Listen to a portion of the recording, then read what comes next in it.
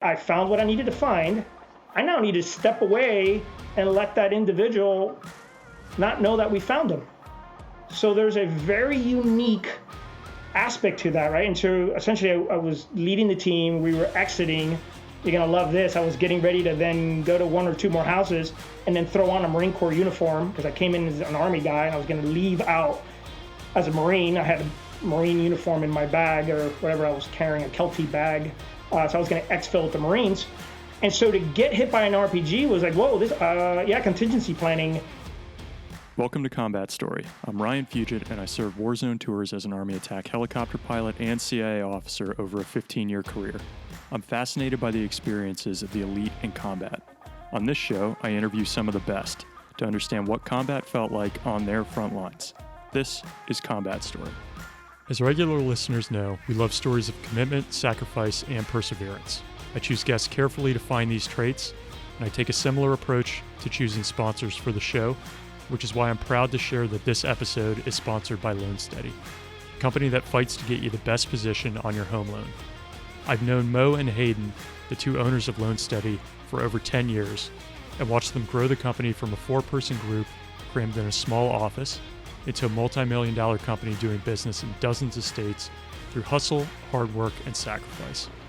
I also know they do right by veterans, offering some of the best margins on VA loans you can find.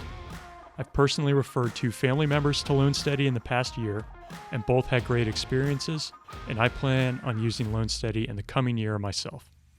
If you're in the market for a home loan, interested in refinancing, or taking cash out for a project or home improvement, particularly while rates are at near historic lows, check them out for a special offer for our listeners.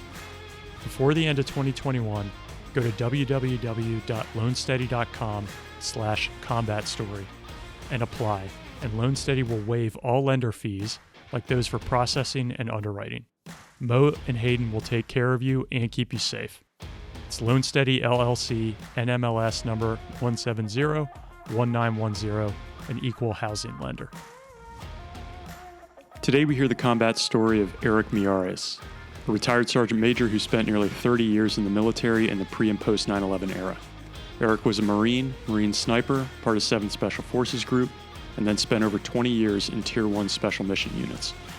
Erick has been shot at and hit with small arms and rockets, run singleton and low-vis missions, operated in multiple theaters and countries, and cheated death, capture, and compromise on numerous occasions. He's only recently separated from the service and stepped out of the shadows, as we say, to where he can discuss some of the aspects of these clandestine and secretive roles and the toll it takes on a person. Erick uses his experience and the hard lessons he learned to drive Echo9.axiom and Echo9.hopes with the specific mission to prevent the suicide of veterans after having lost 2 close friends in 2019. This is a fantastic interview that dives into what's involved in the shadowy world of intel and reconnaissance at the elite level. I hope you enjoy this vulnerable and introspective combat story with Erick as much as I did. Erick, welcome to the show, and thank you for taking the time to share your story with us. Absolutely. Thank you, Ryan. It's an honor and it's a privilege to be here and be able to share the stories. So I wanted to kick off. Usually I go to kind of the origin story, and I know there's a lot there to unpack, but with you in particular, I wanted to kick off with what I would call stepping out of the shadows. So you are, for the people that I've interviewed at least, you're very recently have come out of what we would describe as the shadows, the dark side of kind of the sensitive military operations. How has it been for you? What was it like the first time you started telling people, like, this is what I actually did? You know, it's funny. I'm a year out and I still don't know what to say, right? It's literally it's in progress, right? You've got all of these layers you've created these last, at least for me in this aspect, these last 20 years. And so before that, there was, 9 other years of military service. And those 9 other military years have been the anchor points. And so the 20 have been what you had to say within sort of what I call like my circle of trust, right? So the family circle of trust, my wife, my kid knew a little bit, and the rings knew a little bit more. The big coming out of the shadows type is, oh crap, I've got to put in a VA form. I got to finish my DD 214 and I need to look for a job, right? And that actually means hey, there's no time for BSing an HR person, right? Like they're not going to get it. You know, the regular Army and the regular DoD barely gets it when you come out, let's just say, from your organization into the regular Army to get ready to retire. It's a nut roll. And just to kind of preface it, almost took me a year to prepare to start coming out. I believe it. And I will say, I recall vividly the first time I was talking to somebody else who I had not known before. And they said, "Oh, where did you work before?" And I said, "Oh, at the CIA." And I almost like had to catch myself after saying it. So I can imagine for you, picking what you say and who you say it to is a very deliberate process still, only a year out. It absolutely is, and it takes a toll mentally. And I know we'll cover, hopefully we'll cover some of the, the aspects of being in these units and what does it take on your mind. But to your background, the stories that you have to keep in line and in check is something else. Oh, that's so true. And I've seen on some of your social media feeds, Eric, it's pretty cool, like reconnecting with people, the emotional aspect. You seem to be very introspective and in touch with this side. So as we talk about you growing up, is that something that's consistent throughout your life? I know you have the immigrant background. I'd love to talk a little bit more about that. But were you always this kind of bit more introspective when you were a kid? I think so, and it just because of the way it started, right? I grew up in, just really quick in Hialeah, which is part of Miami, which is just south of Opalaka. If you know where Hialeah is, it's literally, what Pitbull will call, Calle Ocho, which is where all the Cubans go, and you speak Spanish and you still think you're in Cuba. So culturally, I grew up around, I grew up in that culture. And so I don't want to say the American way, but I was very isolated, and growing up in that environment, and then that's what it created, right? We were kind of survivalist. You're kind of making your way. You didn't speak English. You cross one street out of Hialeah, and then you're in bigger Miami, and then there they probably spoke English. So I think that I know that shaped me from the beginning as I go back, and go back through my life that I kind of put away in a little box for a long time, and I realized, hey, you know what? This is natural. This is who I am, and it's the strengths that I've played to, at least these last 20 years. And as you were growing up in that community, I imagine, to your point, like it's a really tight knit community. It's heavily immigrant? Is it, you still got people who have been over here in the States for a long time, or did you really feel like you were growing up with a lot of folks, hard knocks, really having to make it and stay tight with that community to get ahead? That's an interesting question. So we were tight because you were all very similar, right? You're immigrants that came from Cuba, and we really didn't even think about it, right? Like, so just stepping back one, I was conceived in Cuba, and my mom came. She never married, so essentially a bastard for lack of better words. And grandma, grandpa, and two uncles and an aunt came over, and then life started. And so that's what I knew, right? And so I knew nothing else outside of that, but till later on, then I'm like, okay, you're Cuban, you're an American, you're still an American, and that was life. And so we were all in the same sort of bubble. And I guess what helped also is I actually ended up going to the first from K to sixth grade. I was in a bilingual school. So in the mornings, like literally, we played allegiance to the American flag, and then we, spoke in Spanish and whatever, you know, songs we sang from Cuba. So, on intents and purposes, I felt like I was in the United States, but I was also in Cuba. So I knew nothing different. How about, so you mentioned your mother came over. Were you raised without a father, Eric? Yeah. What was that like? Yep. It was. I look back on it now, right? And solely because I'm a father to a 14-year-old, and it's been an interesting journey. Now that I've retired after a year, and go, oh man, how do you really do this fatherly thing, right? So yeah, essentially, I grew up without a father, a lot of women figures in my life, and then soon here I'll talk to you about an important person in my life that actually shaped how I grew up and who I became. Please share, let's go down that path. I'd love to hear about who this person was. Okay. So just for lack of better, for names, we'll call him Mr. Clean. And so Mr. Clean essentially adopted me. I guess I was 9 years old, right? Him and my mom fell in love, and he brought me in as his kid, right? The interesting thing is, and you're gonna enjoy this, is he was, and I can finally say this because I finally understand most of the facts, is he was one of the Bay of Pig operatives. No way, Eric. Which Really? I had no idea, probably till about 10 years ago. And so, yeah, and Mr. Clean was just an amazing figure. Yeah, and it would probably be just an entire different podcast on him, right?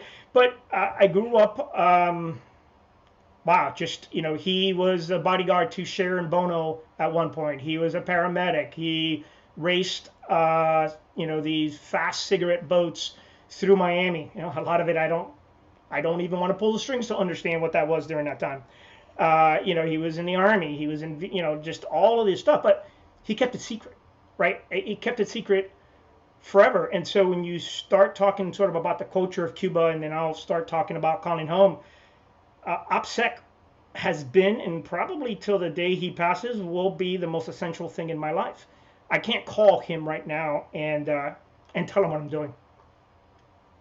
He'll cut me off, because there's still that threat, right? Not to get into it, but there's still that threat that lies throughout Miami, throughout the Cuban culture, and he was very steadfast in it. So a lot of coming out of the shadows and back into life this last year has been extremely tough because of that environment that I grew up in. Is there any, probably the wrong word, but any judgment from him as you do step out into this world?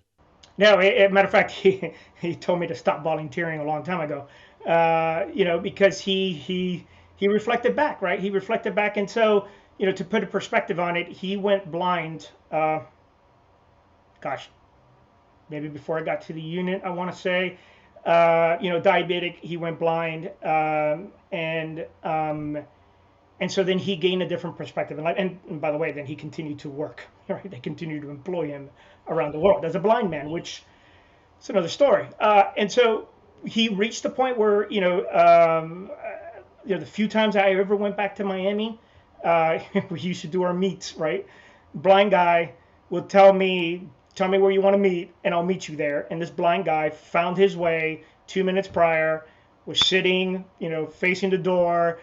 Staff knew I was coming in, drinks, food ready. We met, and about 59 minutes later, we're off. And the few talks, because you'll then later on, when we discuss when I got a gunshot, he's like, okay, buddy, you're kind of done, right? And this was pre-GWAT, before the global war on terrorism. And he's like, hey man, you've done enough for your family as an immigrant, right? Before you get killed, and everything that your family did to come here, So in the back of my mind, as much as I wanted to continue to push forward, I could always hear Mr. Clean go, hey man, you've done enough. But I think he also kind of said, just be mindful of what you're going to do, and if you're going to do it, make sure you do it the best you can. So if he was pretty secretive about this experience that he had, what was it for you that made him such an important mentor and figure? It's just his demeanor, the way he was, the kindness, the way he taught me. I mean, I don't ever remember getting, and I was pretty mischievous, right? A young kid, immigrant in the streets of Hialeah, Miami. Come on, like you can't avoid not getting in trouble. But I never got whipped. I never got, like my punishments were very, I don't want to say psychological, but it was like, hey, you're gonna sit here till you eat that salad. And he would not give in, right? Or, hey, did you go in, the op checks. Hey, did you go in my drawer? No, of course not. Okay. And the next time, then something, and then later on, he's like, you see the carpet is, it's been raked this way. And what you didn't notice is that drawer you opened that you said you didn't open, there's a piece of tape on the backside, and now it's dry. I was like, oh. So I learned early on just to respect the man, right? Just That was it. I didn't need to get whipped. I didn't need to get in trouble. It was just, and then just the way he carried himself. Again, by the name Mr. Clean, he was highly respected by just the family and the friends that I knew back home. And you spent, I mean, correct me if I'm wrong here, Eric, we're talking like pretty much 3 decades of service here. And as we look at that, growing up as an immigrant, you could have gone and done a whole lot of things. What was it about this idea of America that made you want to commit so much of your life to it? Is that something that you picked up early on, like this desire to serve? I did, and it's interesting because I've been trying to think about it in preparation of this, right? And you kind of do that soul searching, like, well, what did I want to do it besides just doing it? There's a piece that I want to say. It's paying back, right, for the open arms when my family arrived, which quite literally was the last plane that left Havana, Cuba, in 1971. During that time, if we would have missed that flight, that bubble of amnesty or whatever was going on during that, the Castro U.S. I would have been on the other side, probably doing what I'm doing now towards, the U.S. Other direction, yeah. So, right, just I think that's always just been ingrained in my DNA somehow. And so, having the opportunity to come here, the influence by Mr. Clean, and then just my family they did involve me, even though we grew up fairly poor, right, and just kind of working our way up. They involved me in things that connected me to patriotism. So, I was a Boy Scout as a young kid. I was in Civil Air Patrol, and I think that's where I gained that, because it wasn't part of necessarily the Cuban culture every day. In Miami, Florida, I don't know, in the 70s, 80s, and towards the 90s, I didn't see it. So I got that from those things that my family put me into, and then just Mr. Clean, right? Just kind of extracting from it his patriotism, his love for the country, which has been unwavering, right? And so I think that's what actually built it. Wow. When you say that this lifestyle was ingrained in your DNA, where did you start seeing that come up as you're a kid, like middle school, high school, this desire to be out there and recon, kicking indoors, whatever it is, tip of the spear? Where does that start to manifest for you as a kid? It's funny because you know TBIs have a unique way of removing certain memories, right? And then also the line of work we did, you kind of also put certain memories deep, deep, deep down in Pandora's box. So if you ever have to open them, then it takes longer to open, but you still draw from the truth, right? To keep it simple there. And so as I looked at my pictures, I'm like, oh crap! I was 6 years old, pretending to be a little ninja, wearing a dark shirt, a shirt on my head. I was probably maybe some other ones. I was like 9 years old, running around the streets of Hialeah with samurai swords, ninja swords, nunchucks. Breaking into power plants, climbing up and climbing down. I had the little ninja claws, and I would climb up the side of the condominium we lived in. I was shooting pigeons, which I did eat one of them. With like a blow dart. So, I didn't do the typical Cuban kind of baseball. I did the gymnastics. I did the swimming. I did the thespian drama art. I thought I wanted to be a menudo when I was growing up. I didn't have a singing career. So, it's what you saw on TV. And so I didn't know about kicking doors. I literally had my own little world. And I used to walk from Hialeah to Miami to Coral Gables, and I would just walk and walk and walk and walk. And obviously there was no Uber, so I'd have to walk back. So Cool. Okay. So at what point do you start thinking about the military as you're growing up? I can remember vividly a friend in high school being shot cold blood at the state fair in Hialeah or Miami, and that was it. That was a reality call to, you'll be dead, you're going to go to jail, you're going to get into drugs. Fourth, if you're lucky, you will complete high school, you will go to college, and you will then get the hell out of Florida and continue to see the rest of the world. Because if you've been to Miami or Hialeah, there's a lot of people that never leave that state. And so that death, and mixed into with that sort of patriotism that I saw from Mr. Clean. But it was really like, okay, it's time to go because you're going to go down the wrong way. Wow. How old are you when this happens? 15, Yeah, that's 15, formative, huh? 15, 14. Yeah, because right around 14 is when I sort of start separating, as a young man from my grandparents who grew older. My mom never remarried Mr. Clean, so they kind of had this long-term relationship. So never really a father figure there. Happy childhood, but now the daunting reality of becoming a man with a good background, but that father figure, that direction, right, wasn't there. That was kind of the sort of the catalyst of, okay, let's move on. And then you first go into the Marine Corps, right? I know we're going to get into the Army side. So from that time, 15, you think, okay, I got to go into the military. Why'd you choose that path, and how did you figure that out? Who did you talk to, if anybody? I can vividly remember just seeing I gotta assume is Cuban. It's Cuban, wearing a dress blues, with his bubble and his gold wings. Force recon guy that came back. I guess he was doing the on leave, and the recruiters kind of get you to be a spokesperson. Um, I don't recall the Navy, Army, anybody else but the Marine Corps. So the Marine Corps did a really good job, at least in where I lived in 305, if you would, from a phone number, to dominate, right? Like I don't remember anything else, but it was the Marine Corps or or whatever else you pursued. But just that image, right? And once I started to learn about the Marine Corps, I'm like, oh, that's sharp. And then the research I did, or however I got the information, it was the honor, the discipline, the pride, the family, the few. All right, well, that just adds up to my background, right? Like it was just this beautiful bridge. And I'm like, well, that's what I want to do. And well, that's what I am going to do because I already had that kind of defined. Wow. Did you talk to your mom about it?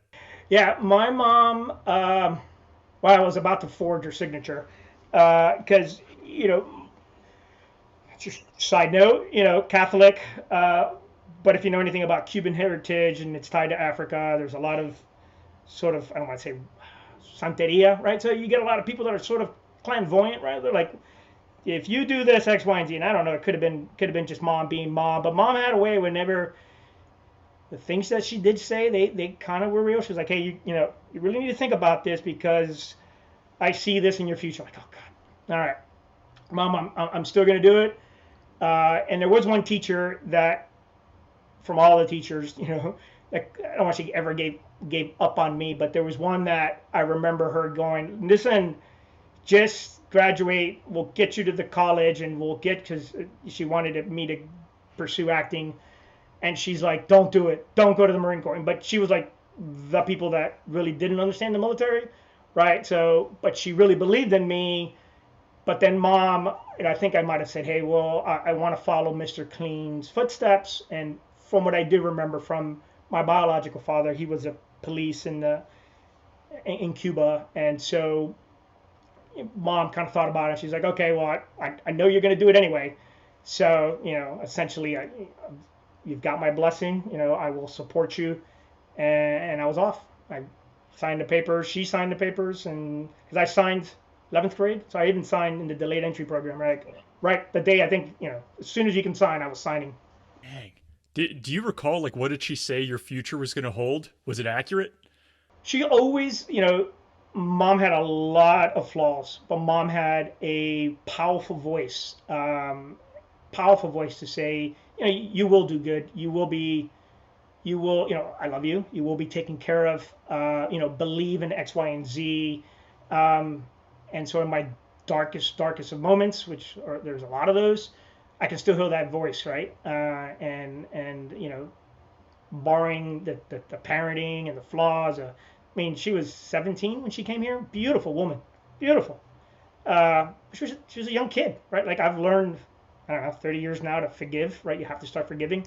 I'm like, all right, mom was just a beautiful woman, came, childhood, blah blah blah. I understand, but that powerful word, back to your point, I said, okay, well, I'm moving forward, and I've have her blessing, so I'm good. And you mentioned as this is pre 9/11, right? And you alluded to the fact that you get shot, and we're going to talk about that because I think from what I've seen on your Instagram feed and kind of talking about it the hours before it happened, very interesting. Um, as you were going in, if we can talk about kind of like what year it is and how formative that initial basic was for you, because it just seems like Marine Corps boot camp does something to people that just changes them. Did you feel that at that point? Yeah, so it was a 1990. I will admit I failed something in high school, so I had like that night class with the promise to turn something in, and whatever that drug deal was to from my principal to get me going. So I literally my first contract was the late entry program, 11th grade. I wanted to go infantry because similar to some of the other folks you've interviewed, I saw the Force Recon. Well, I saw the guy, and then I don't even think I saw a video. I might have just seen something. It had training, in like water and jumping. I'm like, well, I'm from Miami. I swim all the time. Don't like sharks, but I like swimming. I like I like the adventure. So it was what is it? 0311. So infantryman, and then similar recruiters like, hey, you can't just go straight in there. You're gonna need to go. I wanted to go fast, a fleet anti-security team, right? I'm like, oh, that sounds pretty cool, right? Protect the embassies, get shot at, do all of this training, travel the world. So that was key. I did know growing up through high school, I was good and bad, right? Like most of us type guys. But I loved to learn about the world. I loved languages. I loved culture. And I'm like, well, that's a perfect fit. Right? I get to go to embassies and protect it and, become a Marine and then go through this pipeline, right? And I was like, well, that's aspiring. So my first contract, had it in hand, go active duty, and then I got suckered. Uh, you know, Later on, I realized as when I ended up being a recruiter's aide, what was going on. Long story short, summer, right when I was doing night class, recruiters like, hey man, I get to get you out. I think it was like 2 months earlier, and I'm stupid. I'm like, yeah, I'll love to leave right after the day I get out of high school. And he's like, well, we're gonna have to change your contract, and I don't know what that is, right? I'm just like, well, this little pink piece of paper. Well, yeah, well, see, here's what blah blah blah blah blah. It was just in Spanish, Spanglish, should I say? And it was, you're still gonna be infantry. You're gonna come back. You're gonna go in the reserves. You're gonna go to airborne training, and then shortly after, we'll get you to go back on active duty. That means nothing to me, right? I still know I'm gonna get on a bus or a plane in MEPS, and I'm gonna go. So 1991, I finished my whatever that high school requirement was, and as soon as that little contract said, I went to MEPS, and I was so looking forward towards essentially what my parents or my family did when they got on the plane to come over here. Right, that was my plane. That was my next journey out of a Miami, a Hialeah that I knew from the back of my hands. I understood the dangers. I understood the beauty. I was now essentially going to do my journey, right? And this is now that teenager growing up in Miami. And so the Marine Corps is till today my DNA. Uh, you know, I'm out. The Army already gave me my DD 214. I don't think there's anything you can do. But for the last 23 years in the Army, 24 years, I sang the Marine Corps song in my head because that was my DNA, right? It was, if you look around or anything that was always overtly throughout the house has been something from the Marine Corps, right? And so that was the beginning of my eye opening. I still remember the faces, and there's still and just really quick on this one, just because I'm on it. I need to go through that yearbook right there and find out where those Marines are at. I've never looked back. I've never, just because I continued to go forward, and then by the time I came in the Army and in special operations, I didn't want to have those connections, those established connections with folks. But I made some amazing people, and I can still remember the personalities. I can still remember where they came from. I remember there was a doctor. And this is night. This is so I stepped on the little yellow feet on 12 September 1991. What are the little yellow feet? So that's that's where you start learning how to follow instructions, and you essentially get to Paris Island. The bus gets there, the screaming starts, right? Which for me was kind of normal being grown up as a Cuban, right? So that didn't phase me. except the part of, hey, you're gonna get out of my bus, and there's these yellow feet, in this pattern, and that's where you were supposed to line up. And so the first thing I saw, I just remember looking down because that's the instructions I got were step on the little yellow feet. Got it. Okay. So we talk about you getting shot, and let's move towards that a little bit. What puts you in a situation pre 9/11 where you could get shot, right? What type of work are you doing that gets you into that environment before we dive into that event? Yeah. So I left the Marine Corps in 1997 and transferred to the Army for a couple of reasons. And then essentially went from an infantry guy, right? I came into military intelligence, right? I had a coming to Jesus. And I'm sorry, Eric. I'm sorry to interrupt, but I don't want to miss. That sounds like a big decision, right? To move, like 7 years in the Marine Corps. It is hard to leave that organization. What was it in your mind that made you want to change your path? the Marine Corps was stubborn, right? So remember, right, in 1991 there was no wars, right? They, my contract was kind of a flaw because of what was going on in recruiting command. They had to get reservists rather than active duty guys. So that same drive we talked about of, hey, I need to leave Miami. I want to become a Marine. I want to try to be like Mr. Clean, and I have my aspirations as they were going. I continued to volunteer for everything possible under the sun to get back on active duty and get back on that track. And so my first marriage, long story short, ended up at the Defense Language Institute in Monterey, California. I was then essentially a spouse because I was in the reserves at the time. And I don't know if you've ever been to DLI, but it's just beautiful, right? It's like, It's awesome. yeah, these kids get to go there. I mean, the kids end up soldiers, Marines, and all kinds, and they're learning the language. I'm like, wow, well, I like this. This is great. Wait, okay, let's rethink my plan. So I wanted to be infantry, force recon, go to college, end up at the agency, do something, at that level, like Mr. Clean, which I didn't even know what he was doing at that point. And then I look around. I'm like, all right, let's adjust fire here.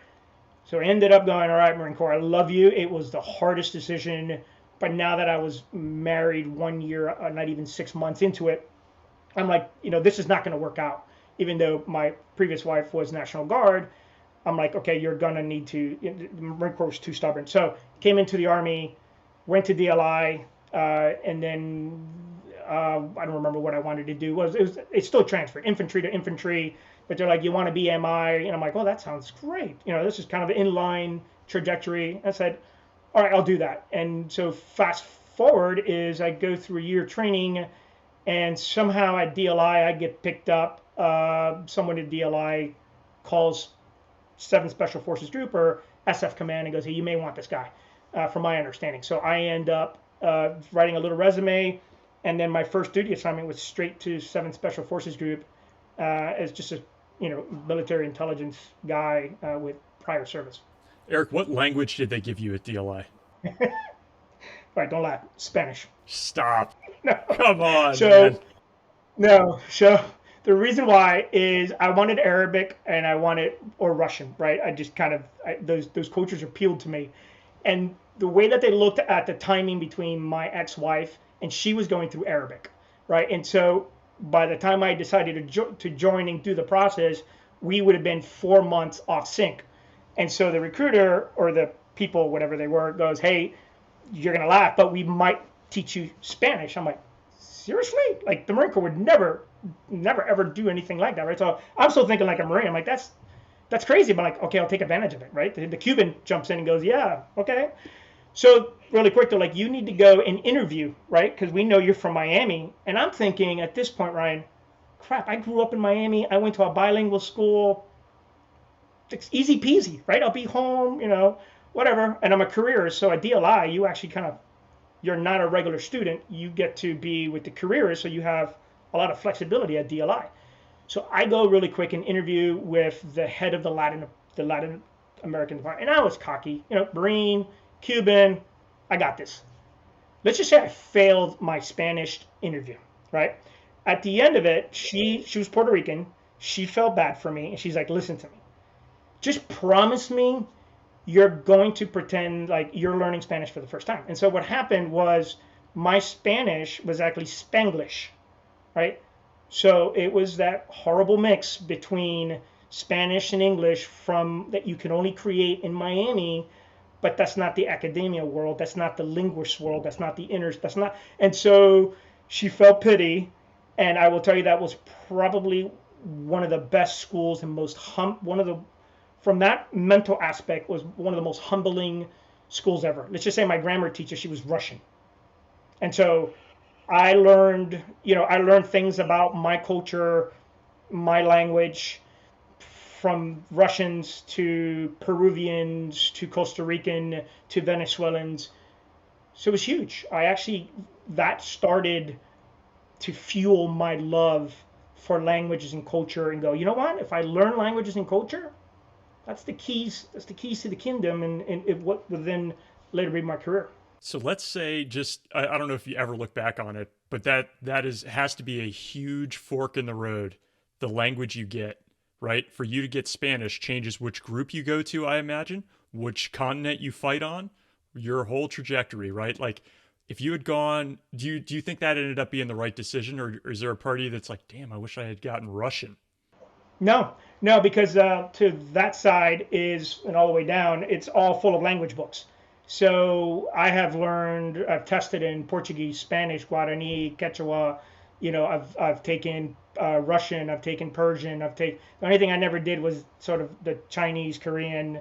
But the last 20 years at least in my organization, I've had to learn a lot of languages. And so I speak native, Portuguese. My wife's Brazilian, so I can speak Portuguese natively. French. I've done Persian. So I learned how to learn. So that's a key. That's an interesting point. Is once you go to DLI and you learn to learn a language, you can learn any language, because essentially you're learning through culture. If you learn the culture, you learn the music, you learn the food.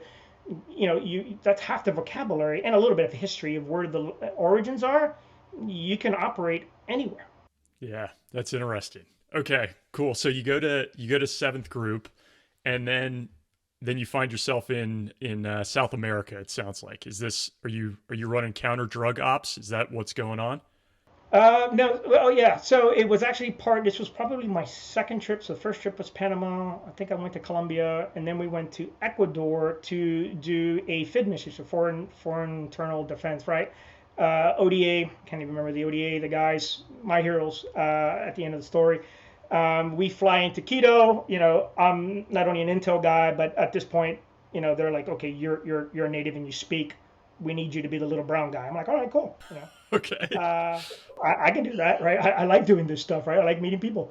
And so we essentially were going to go to the Putumayo region, which is very dangerous, right? At that time, and it still is. That's from a counter narcotics perspective. I want to say that the money and the effort, the campaign was probably counter narcotics, because we were going to go train the Ecuadorians, right? And so they were right at the border between Colombia and Ecuador. And so we knew so I'm on just to give you some background. I'm doing force protection. I'm in the lead vehicle with the company commander and the CSM, a communicator, myself, and I want to say it was probably between 17 to 21 other vehicle convoy. It's a large convoy. You're going from Quito, I don't know, 5-6 hour trek down these crappy little roads till you get to the Putumayo region, which I never ended up getting to it.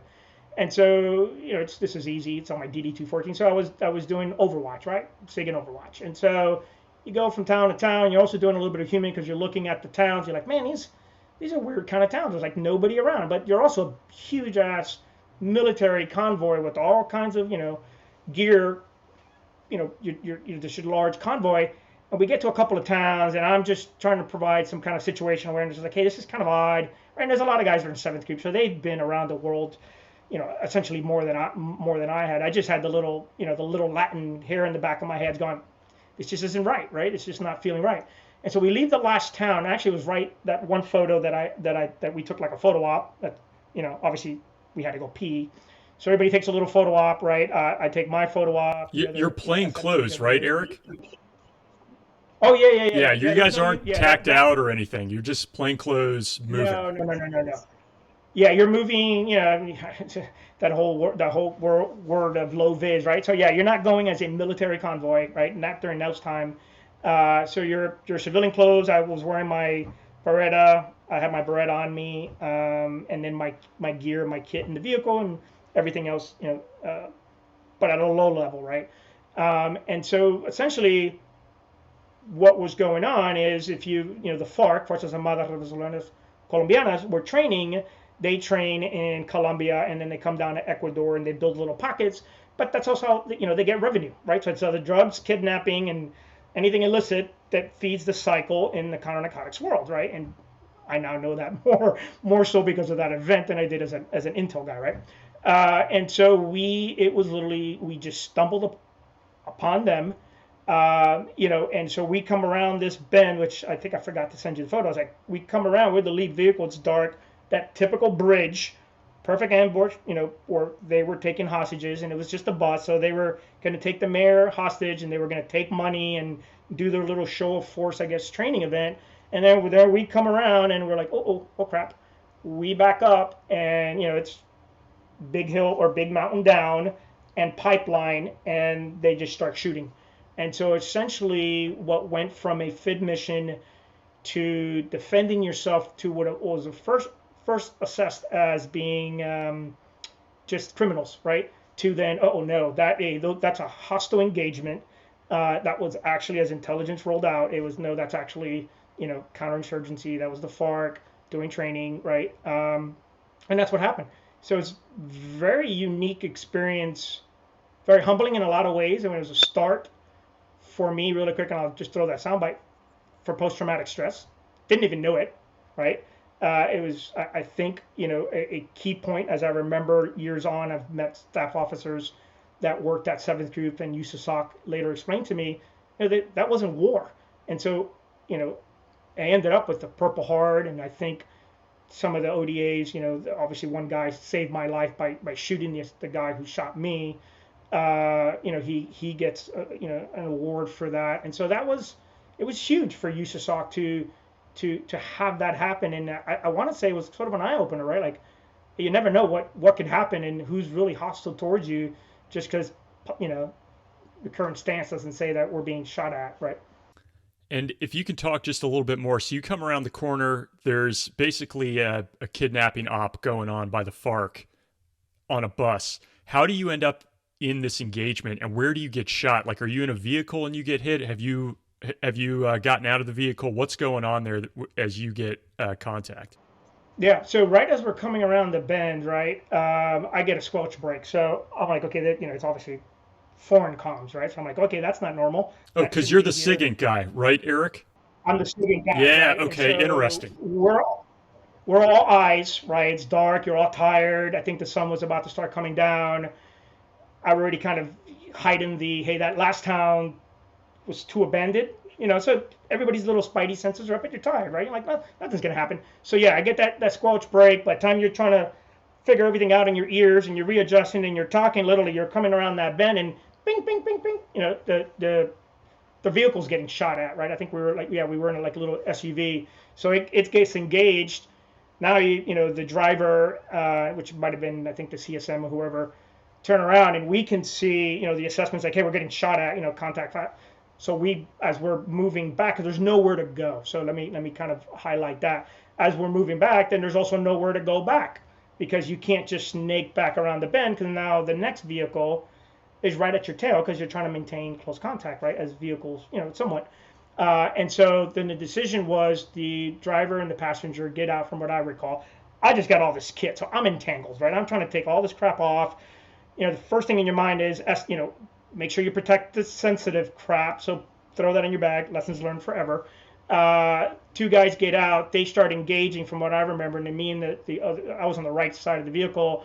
As I opened up now, literally not even a yard is just a cliff that goes down with the pipeline that goes around. And it's dark. I'm like, yep. The guy's in front of me. I can't shoot. Well, let's find cover, assess. And then, I had my pistol or whatever. And I got lucky. He got lucky. And as soon as I went for that lovely jump, I got hit from the inside of the leg towards the outside of my right thigh and got shot. And so felt like a snap, right? Didn't know if I hit a twig or I hit the pipeline, because I knew the pipeline was there, because you can see it for miles that we were driving, till I hit the ground and then just put my hand and said, oh, I got shot. And then somebody came in to, was there a medic that came in and helped you? Yeah, there was a medic. And so initially at first it was, okay, hey, I'm trained for this, right? Like it's interesting as you say that, because yeah, I was wearing civilian clothes. I'm an Army guy, right? I'm an intel guy. Doesn't really matter. But sort of that Marine Corps DNA kicks in, right? And you're just like, okay, what are you doing? How are you going to think through it, right? And all of that, as I was an infantry guy and the other things that I did in the Marine Corps. Uh, but then you're there alone and you're trying to assess, and then you go back to comms and hey, I got shot or whatever. Um, and then within minutes, as I remember, and again, I'm still trying to balance that engage to where's my crap, right? That little voice is, hey, where's your sensitive items? Where's the enemy? Where's the guy that was right next to you? Because the other passenger behind me still hadn't jumped in with me. And then at some point, I literally ended up passing out later on. Someone comes, does check me, and starts the aid. Wow. And then you get evac'd out. They save you, obviously. Well, we didn't get evac that quick. So what ended up happening is he patches me up. I go put my kit back on my ears. I'm still trying to get an assessment. I'm still trying to get back on the radio. You're still trying to work. You're like, okay, it's a gunshot, right? There's no bones. I can still move. I can still be part of the team. I can still be part of the fight. And then the situation sort of calms down, and they're like, all right, we're gonna move you. The heroes did their things. They took out who they needed to take out. And so I remember being transported to, essentially we had like a Greyhound bus, right? They put me in the bus. The doc, I remember, he's like, hey man, I'm going to give you something good. I'm like, hey, where's my kit? Right? So I still have my kit. I'm still putting my earbuds on. I'm still trying to, right, that knucklehead in you still trying to help, right? And then all of a sudden I'm just out. Then at some point we ended up back at the base we were supposed to go to, and then the next day I'm back. Wow. Hey, so you mentioned something in terms of the beginning of PTSD, and I know that the initiatives you're working on now with Echo9, and we'll talk about those as we go along here, but it's really geared towards saving veterans and protecting their lives, and post-traumatic stress is a big part of that. And I wanted to ask you, because you said this was kind of the beginning of it, and I do get a sense that it's almost like an accumulation of events over time that may create this scenario for people. I don't, I'm no doctor, but it just seems like it might not just be one event, but it could be like one sparking event and then an accumulation of events like this over time. What was that like for you? I didn't realize that till about 2 years ago. My psychs, my docs, had no idea. It was just something in my records. It was something, a medal on my chest that, for all intents and purposes, came with me before I came to the unit, before GWAT. So I was like, oh, whatever, this dude got shot, it's in your records.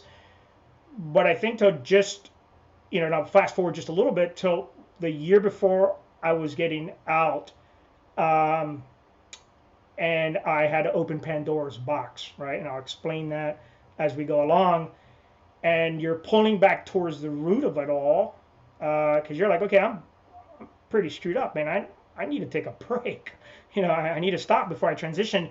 And I start going back, because again, we have the best shrinks, and people overanalyze us and take blood all the time, right? Like we're these little lab rats. But I never factored that in. We never knew what PTS was. We never really, even after September 11, we never really thought about that, right? Till, in which I know you'll probably comment, I lost two of my friends in 2019 to suicide. And so, and then you're like, well, why? Right? Like, we're these highly trained, highly screened, blah, blah, blah, catered people. How would we do that? And so part of the retirement process, I was fortunate, and I think Tom Satterley may have done it too, and a couple of other guys. I went to NICL, so the Intrepid Center of Excellence, right? And there they literally take you apart medically. I mean, there's like 17 people, 17 professionals, and they look at your entire life. And so you're actually able to go back, because I'll ask you the questions, right? Like, my docs I've known one of my docs in the unit for 15 years. Like, so Wow. this guy's known me all my life, like all my, all my operator life, right? If you would. And so, but you lie to them and they lie to you and you're okay, get back out the door, right? And to this other entity outside of an organization, which is where I'm a really big advocate of NICO or the Intrepid Centers, really look at you. And when they ask you that question, like, hey, when did what are some traumatic incidents in your life? And you're like, oh yeah, right. So you're going backwards. You're like, oh, I got blown up in Ramadi, and I got this, and I got that, and they're like, well, no, but it says you came in 1991. Did you not have anything? And I'm like, oh yeah, I got shot in an ambush, and then you start to reflect back on it, right? Because now they've taken apart, and they're trying to find all of these connections, and you're like, oh, uh, and so let me also say is 6 months later, I go to ANS, I go through selection. So I literally grabbed that whole incident and I purposefully put it away because I didn't know where I wanted to go, but I knew I wanted to go to do something else. And a dude getting shot, it just didn't bode well. I thought it wouldn't bode well for me at that point, so I just put it away, right? Till later on, you start dissecting. You're like, no, it wasn't the RPG. No, it wasn't this fear of life. No, no, no. And you keep on going back, and right around here, you're like, oh, yeah, that's right. And so that's the beginning, and then you have to really look in the mirror and go, okay, well, how did that affect you, right? Because I'll tell young operators and I'll tell young people, I'm like, hey, man, I now know why I acted a certain way when I'm going down these roads in the middle of nowhere, and I'm having this level of communication because it was already ingrained in me. The environments I grew up in taught me to be resilient, taught me to learn that lesson. Don't do it more than twice. Learn quickly, and so I learned quickly. But you start to develop. To your point, I've been in a lot of those same scenarios, but I got smarter and I had better tools, and I knew I was in danger. Where then we didn't quite know we were in danger, right? It wasn't war. We didn't think the narcos were going to come after us. It just happened. So yeah. Interesting. Yeah, no, that's just how it builds up is really scary, quite honestly. Now, somewhat strange question here, but in the pre 9/11 era, somebody getting shot, like that was a big deal. Like actually being in contact.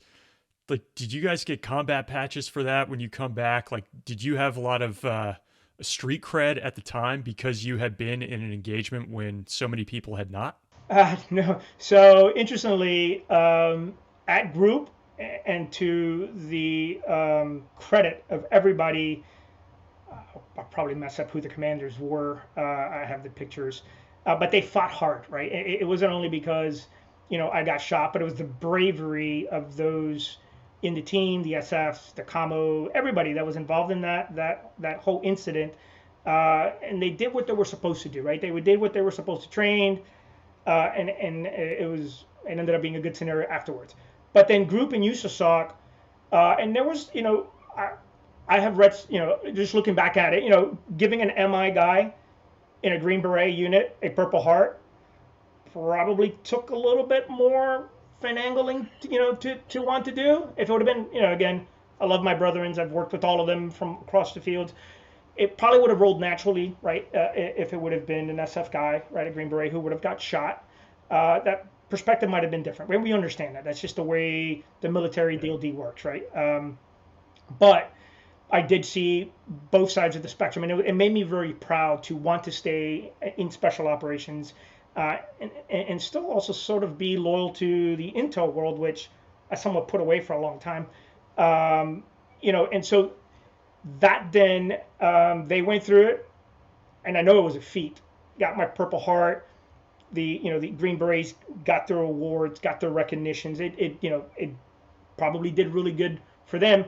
However, I think I had just applied, I had just applied prior, made the phone call to come to my organization, and so I think I knew I was going to go to selection, right after I came back from that trip, and so my goal, that was all. I didn't really care, because in my mind there was an aspect of, okay, they're working administratively to get recognition, but what I knew from where I was going to go, that kind of really didn't matter. right? And so I was more worried about healing. So it was, as soon as and also just really quick, that mission continued.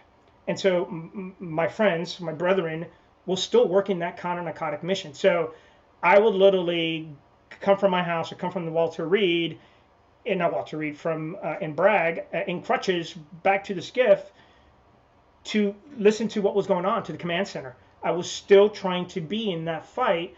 And so that kept my mind off of the leg. But at the same time, I was like, okay, you got to start walking. You got to start running. You got to start, well, I don't even know what I was going to plan for. I just got to get in shape, right? Because I think it was 6 months, not even that, after getting shot, that I would then go out to ANS.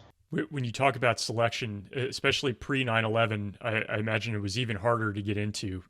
Are you tapped for that? Does somebody say, "Hey, you should go apply here," or we're gonna let you come through? It's interesting. I didn't know anything about where I was going to go. I ended up being a target. So little brown guy, Spanish speaker, USASOC. You got to know who you are, right? USASOC was having a exercise, and so they came to 7th group, and they're like, "Hey, we need little brown guys who speak Spanish and can look the part of insurgents." Well, they point towards me. I go and I do this interview with then someone, a sergeant major, who ends up, I ended up really admiring this person because plus it was the first person I had ever met. And so he interviews me and he's like, "Hey, here's your irony and all of this, blah, blah, blah. I need you to play this FARC commander." Oh, okay, cool. I like that. I can do that. He looked like Che Guevara, just we'll keep it simple, which later on would then continue to haunt me mission-wise, right? So I play this terrorist. My brethren at SMUs hog-tie me at an exercise. When they come in, they take an airfield. They finally capture me, the terrorist, hog-tie me. Then I get hey, by the way, call this number, blah blah blah, and that's how I ended up coming and understanding about the organization that I would go to. And then I think by the time I called, the recruiting team was coming, which then they only send their at their best, right? Which ended up being one of my legends, our legends. He was one of the recruiting teams, right? And it's just, and yes, you're not gonna ask me. I didn't care. It was like the same thing coming into the Marine Corps. I'm like, I just like what this seems like, right? Like I'll go do it. I love it. That was it. I love it. So selection, obviously, the folks that we've talked to, there's moments where people want to quit. I'm interested to hear if you found yourself there as well, Erick, or if you just knew like, hey, I can't wait to get through this thing and see what's on the other side. But I would just ask, what was that moment like for you if you did reach it? And then was there anything about the training that you'd go back and do differently now that you have been through it? Because I think a lot of people want to know, what do I train if I have to go do this ungodly gauntlet of pain? Right there. It's all there, right? It's essentially here and it's in your heart. You're I'm gonna say, as many other guys have said, I went in with a handicap. I don't play golf, but I guess, so my leg had been shot. I think I was stupid and sprained my ankle, one of these stupid trails at Fort Bragg, continuing to push and push. It depends what selection you're going for, right? Just to keep it simple. At the end is, you gotta want it.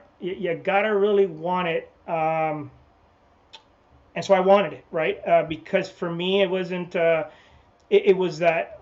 I don't know what it is. I want to be part of something. So for me, it was always reaching back to that kid in Miami in Hialeah, the Cuban, who's thankful for immigrating to the United States, right? And so the mystique just played back into my childhood, right? Into Mr. Clean in that world. I'm like, I want to do this. And so what was interesting for me is, you've heard it before, is you're taught everything, right? Like, you're literally, it is because the type of people is, hey, we're going to level the bubble knowledge wise, and then we're going to teach you, and it's your ability to adapt and overcome, right? Each of these are different, but it's your ability. Again, am I going to use you as by yourself? How well do you integrate in a team? how good are you dealing with just the world, right? And the reality of the world. And so for me, every lesson was like, wow, right? Can you imagine? Like, I learned some cool stuff in the Marine Corps.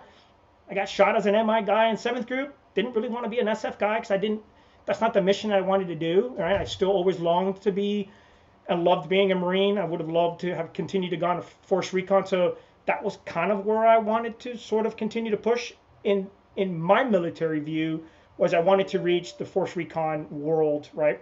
I didn't even know what a sniper necessarily was at that time. And so going through selection was I got to learn something and then I got to do it.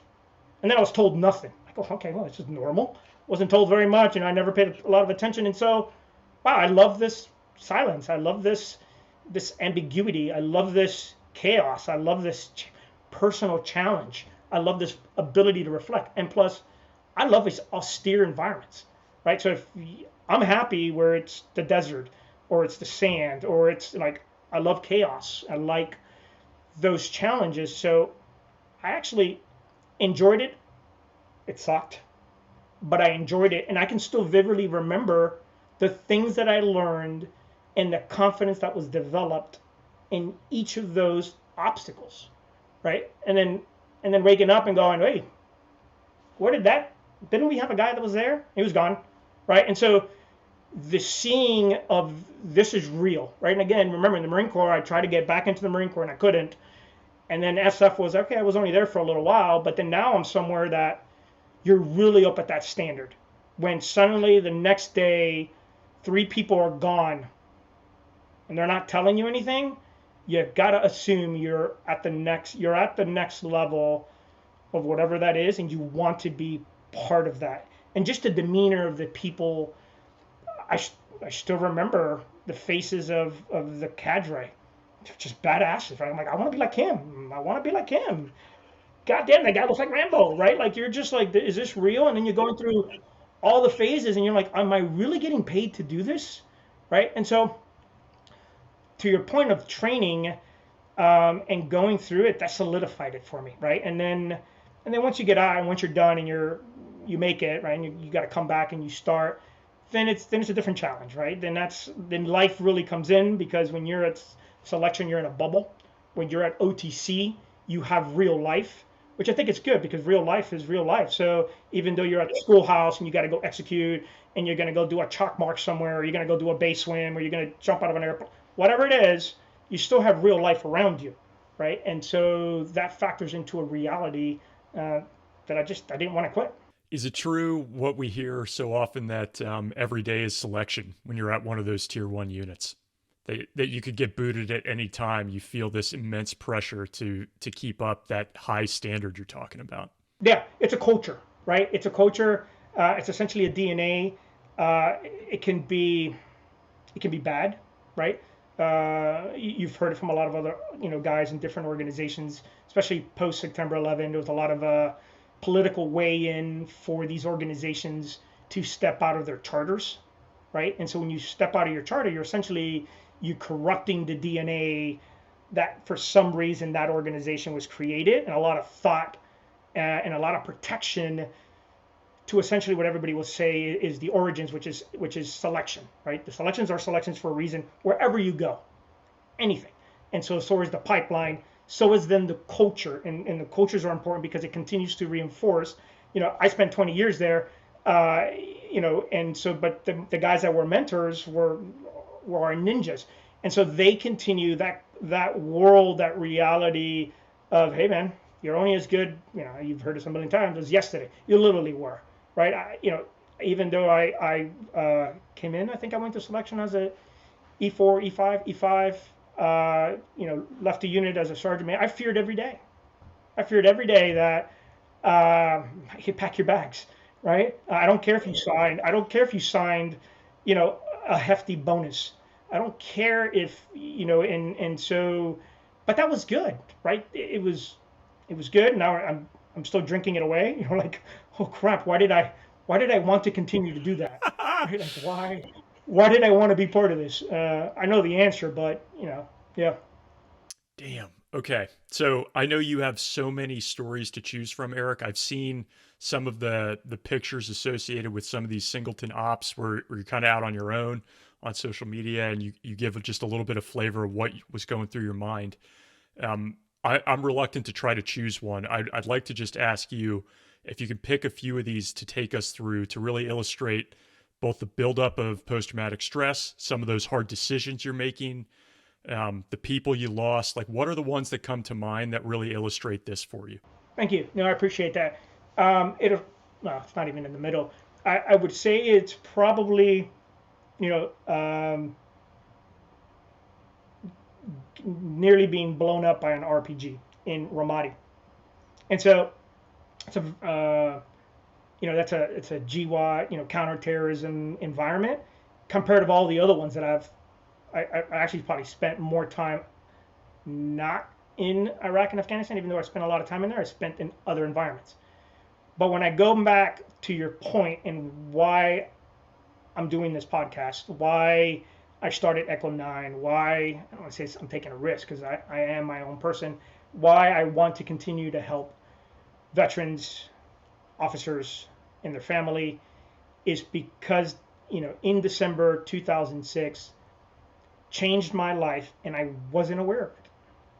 I wasn't aware that the blast of an RPG, within, I don't know, 15, 20 feet at the other side of the street would be so significant in rocking my world, right? Concussions? Yeah. Okay. How many times did we not, or have you not talked to guys who bumped their heads or passed out, from a halo jump hitting the ground or coming out of a vehicle or whatever else? And so a TBI or a concussion, right, to that magnitude, and then going into a hostile, 5, 6 hour gunfight, to try to get out and call for fire and maneuver through Ramadi as a small team, by the way, which essentially too wasn't a just to put some skin in it really quick. The vulnerabilities in this operation and where the blast became worse is we I wasn't part of the element, or supporting an element that was going in to take out someone, right?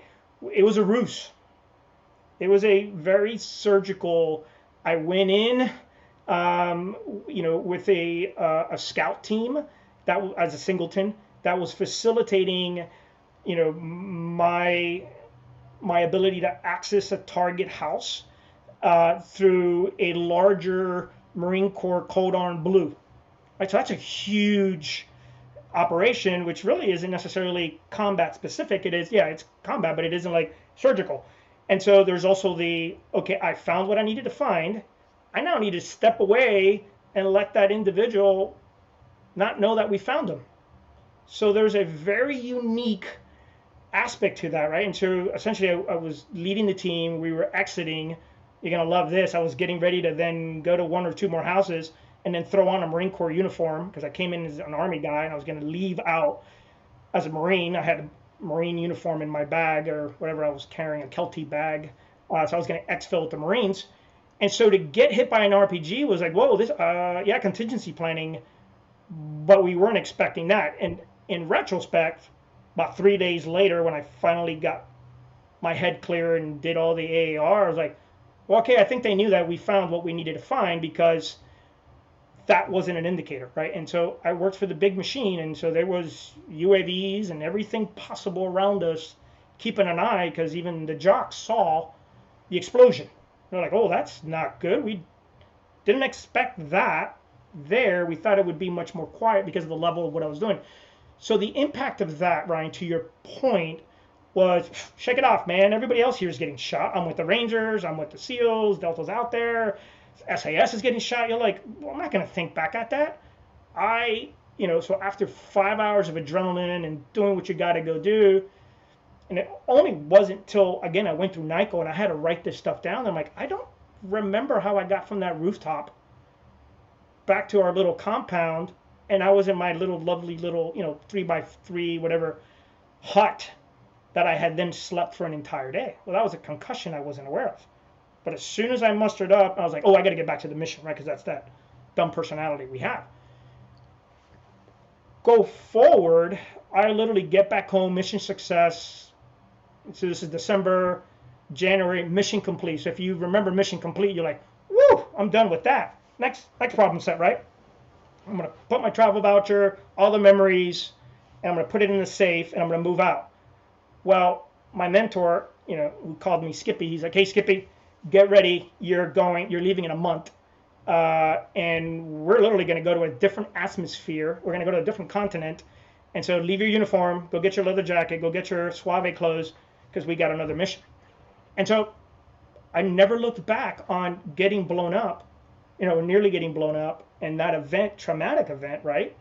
And so I think it compounded by not acknowledging a gunfight being blown up and then going off to somewhere else, and then adding, to your point, another PTS, which was at a different level, which is fear of compromise, more singleton stuff, more, that's tactical.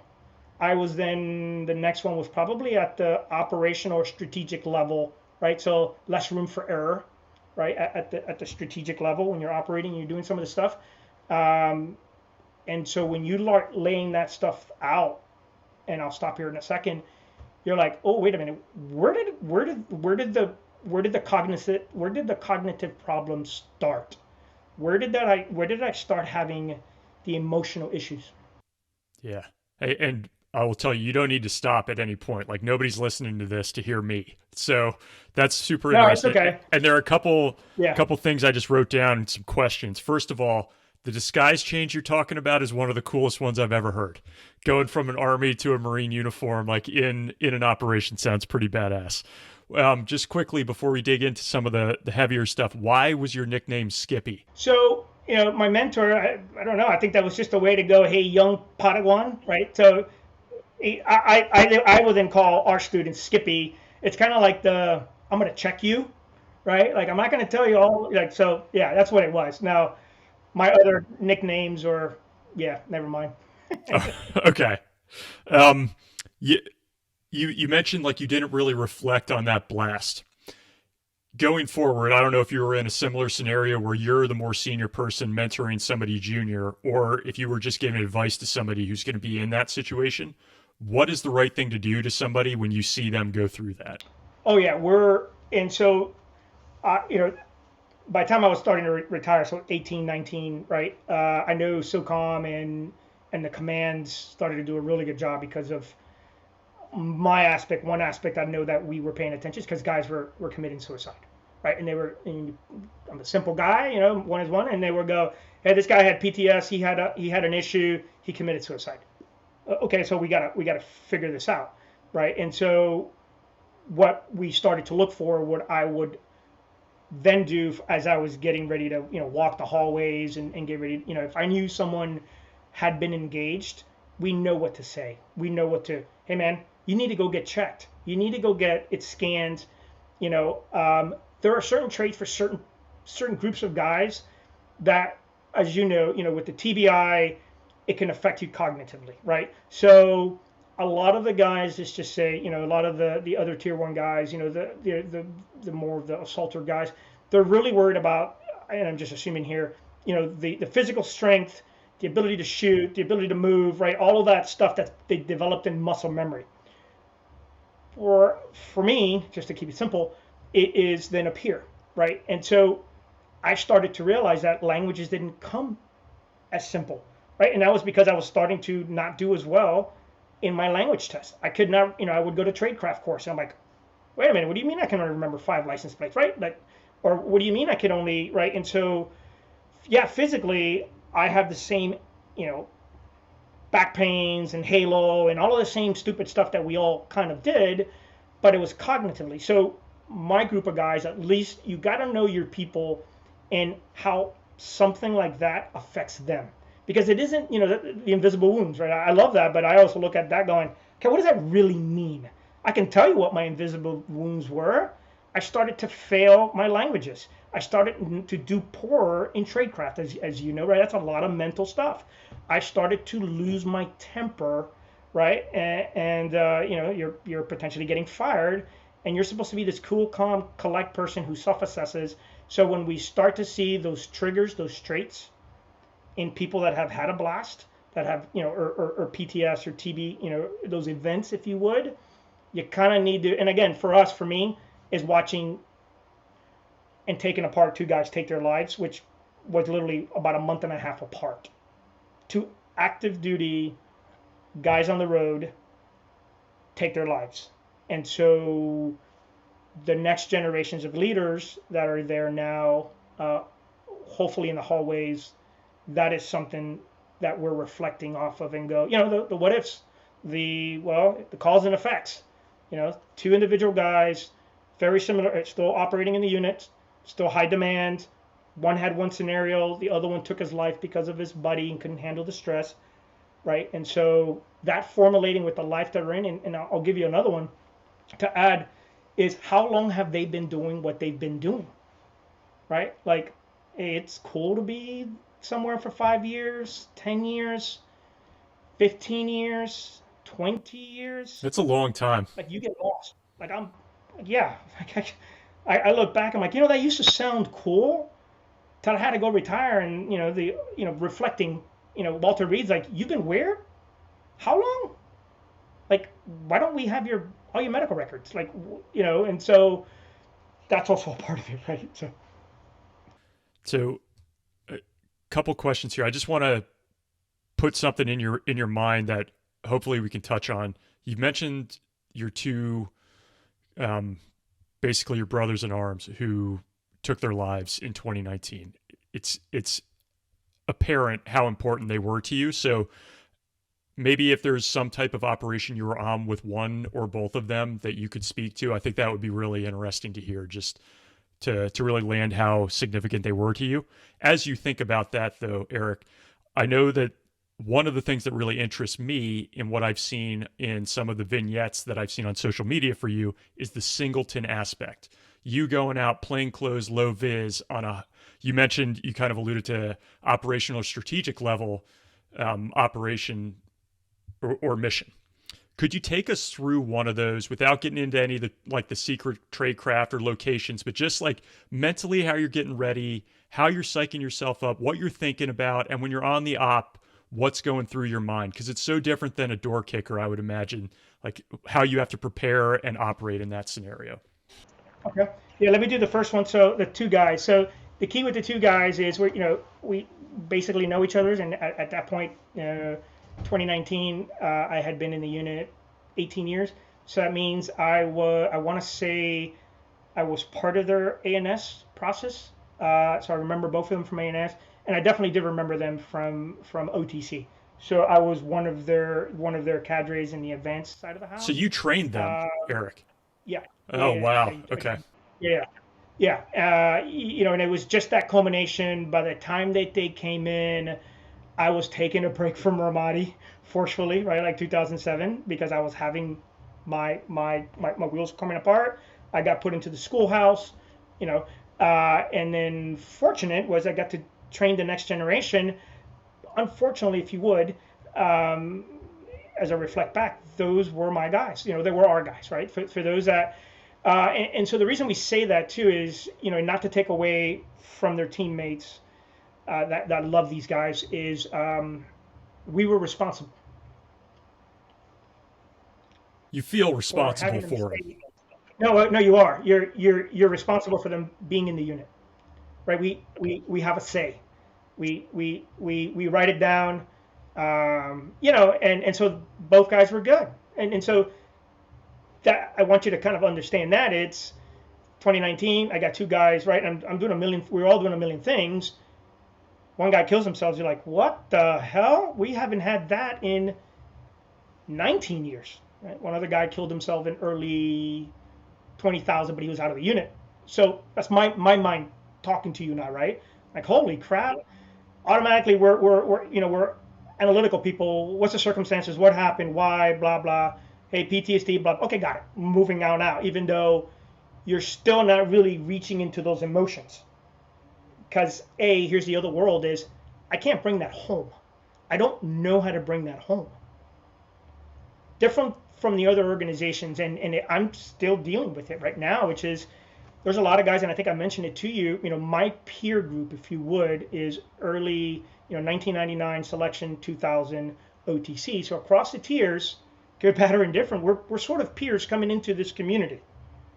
So we all kind of went to, I did one mission at a strategic level before I went to Afghanistan, right? And then, so I was in, at the desert with, some of the guys you've interviewed. And then I was across the pond somewhere else with the other group, and then somewhere else. So they're essentially all the way till, 5 years ago, if you would, I'm seeing these other sergeant majors being in charge of their organizations, right? Or once a year, I only gave myself, if I was home, to look at some of these social media where I see these guys are dead, right? And so it was quickly to absorb it, and it was quickly to shove it, because in this house, in my house, and it's probably very similar, we don't talk about what we do. We don't talk about who we work with. So why are you crying about a guy or a girl who got killed if you weren't there and you don't know them?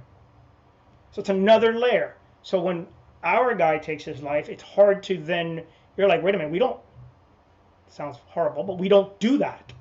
We should be constantly assessing each other, because we do. The psychs talk to you before you leave. They talk to you before you come back.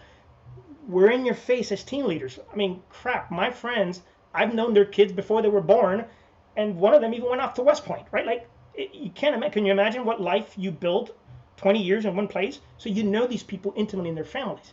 And so that had a hard impact on me, and just seeing those guys take, and again, because you felt, to the point is, you felt responsible because you brought them into this, and you also feel responsible, I can count the numbers of times I wore my uniform and wore the rank of sergeant major, but I can tell you I will own failing playing a sergeant major to a guy that I know, both guys, that I had seen in the hallway and had passed by, saw them smiling, right? Quick check and let them go, and now they're gone.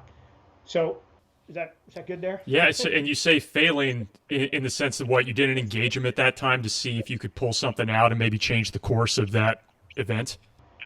So that I don't want to stereotype here, but maybe from where you come from as well. When someone with our background is going to do it, they're going to do it. You're committed, like you're not going to be. I left or right. I'm like, and so for us, and it doesn't matter if I have guns, it doesn't matter if I have knives, it doesn't matter. Like, once a guy from our training and our background and our resilience goes, I'm doing it. I could literally have just finished happy hour at the team room, come home and do it. And so that is very hard. So you kind of have to go back and look at everybody and go, where have they been? Where have they suffered? Looking at NCOERs. Hey, where did their behaviors change? What languages did they fail? How are they not? Because you've created this machine that is essentially, right, these individuals that operate at this level and think, to your singleton point, like, I can essentially grab any of these guys, put them in a team of 15, embed them in with these other teams, and they're going to assimilate. Or I may need them to go around to do something around the world, because they've been selected and trained and continually assessed to be individuals, right? And so this ties into those singleton operations. It ties back, reflecting from two guys that took their lives that were no different than I am. At the end, went to the same ANS, went to the same LTC. We were still in the unit. Fortunately, every year I got to, stay in the unit. They got to stay in the unit, but they took their lives, right? And so it at 2019, as I went back and looked, that's kind of why you see some of the singleton stuff surface on Echo9. It isn't because, hey, look at what I did. It is because I'm hoping it appeals to someone who had to operate alone, either an officer, another SMU guy, or someone who's just had to go do something by themselves, or feels that they're alone in a trench or got lost down the streets of Ramadi, right? It doesn't matter. If you feel alone or you are alone, it's a unique mindset to operate that way. So if you're good, I'll move into sort of one of those. So the Ramadi was one of them.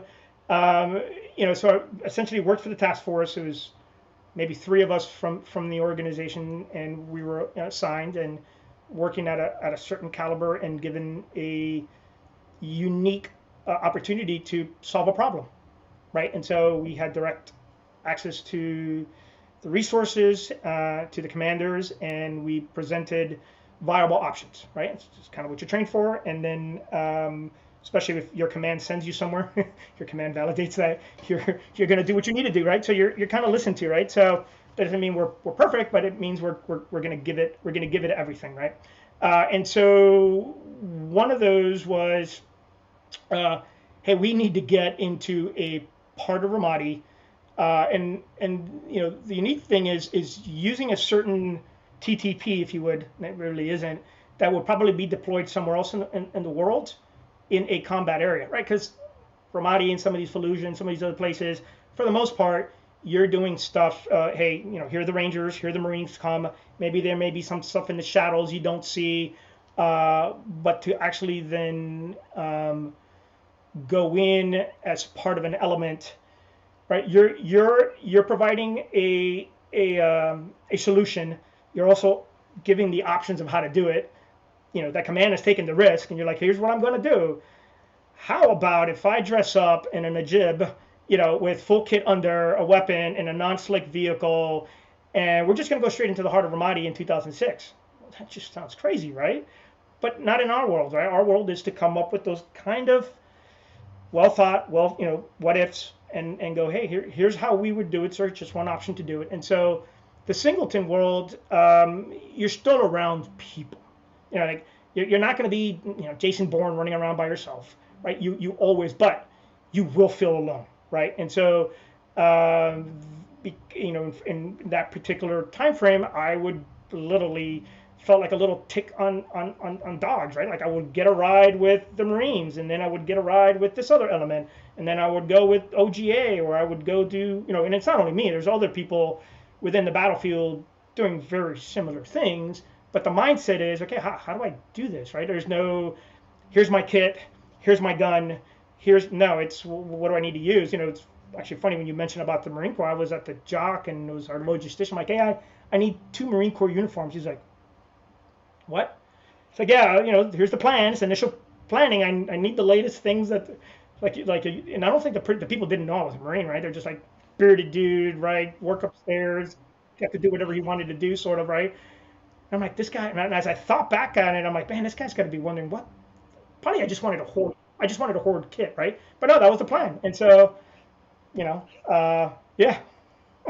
Sorry, I might have gone off there. No, that's cool. Hand it back to you. And as just a couple of those pictures that I had seen that you've posted, and I would just encourage people to go check it out. So it's Echo9.axiom. I know we'll talk a bit more about it, but it's got a good picture of you like moving out, and some good caption there that kind of describes what's going on. So I think like there might be one in 2009.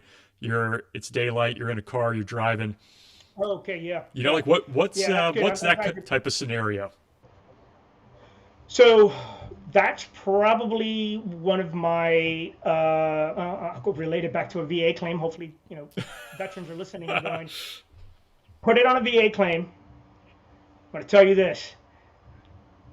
If it was classified, because most of the stuff that people do are not classified, you can put on a VA claim classified. Do not put in a claim for something that deals with mental health, that deals with an injury, and don't rack your brain and not put that claim in, put it in, right? And so that for me was probably one of the most fear of compromise, right? And so for me, compromise was actually worse than death. So, why? Right? Why is that, Eric? Because I failed.